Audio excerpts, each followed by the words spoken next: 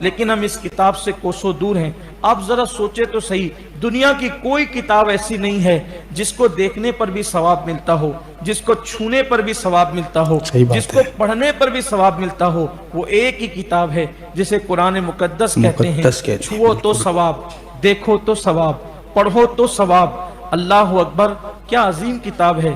میرے آقا علیہ السلام فرماتے ہیں جس نے قرآن کی ایک سورت پڑھی، جس کو قل هو اللہ شریک کہتے ہیں، جو ایک بار قل هو اللہ پڑھتا ہے، اللہ اس کو 100 شہیدوں کا ثواب عطا کرتا ہے۔ جو ایک بار سورہ یاسین کی تلاوت کر لے، وہ گناہوں سے ایسا پاک ہو جاتا ہے جیسے ابھی ماں کے پیٹ سے پیدا ہوا۔ امام یافعی رحمت اللہ علیہ اپنی کتاب میں لکھتے ہیں کہ ایک شخص کا انتقال ہوا اور اس کے انتقال کے بعد اس کو قبر میں رکھا گیا۔ جب اس کو اس کی قبر میں رکھا گیا تو اچانک ایک دھماکے کی آواز قبر میں آئی، زوردار قبر میں دھماکہ ہوا، اور اس قبر سے ایک کالے رنگ کا کتا نکلا، اور وہ کتا نکل کر کے بھاگا۔ کالے رنگ کا کتا قبر سے نکل کر کے بھاگا۔ وہاں پر ایک اللہ کے ولی موجود تھے، سب لوگ پریشان ہو گئے، ادھر ادھر بکھر گئے۔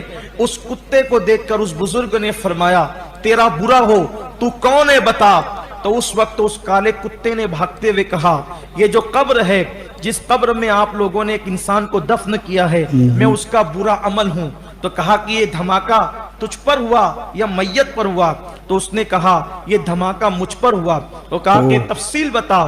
تو اس وقت اس نے بتایا کہ میں اس میت کا برا عمل تھا تو میں اس کے ساتھ قبر میں گیا تھا، لیکن اس نے ایک مرتبہ سورہ یاسین کی تلاوت کی تھی، وہ سورہ یاسین اس کی قبر میں آئی، اور وہ جو دھماکے کی آواز تھی وہ اسی کی آواز تھی۔ اس نے مجھے مار کر کے بھگا دیا، یعنی برے عمل کو قبر سے نکال دیا، اور اس کے بعد اس شخص کی بخشش ہو گئی اور اس کی قبر جنت کے باغوں میں سے باغ بن گئی۔ اندازہ فرمائیں، ایک مرتبہ سورہ یاسین کی تلاوت جب بندے کو یہ فائدہ پہنچاتی ہے، جو روزانہ سورہ یاسین پڑھے، میرے آقا علیہ السلام فرماتے ہیں جو صبح کو سورہ یاسین پڑھتا ہے رات تک اس کی حفاظت رہتی ہے، اور جو رات کو سورہ یاسین پڑھتا ہے صبح تک اس کی حفاظت رہتی ہے۔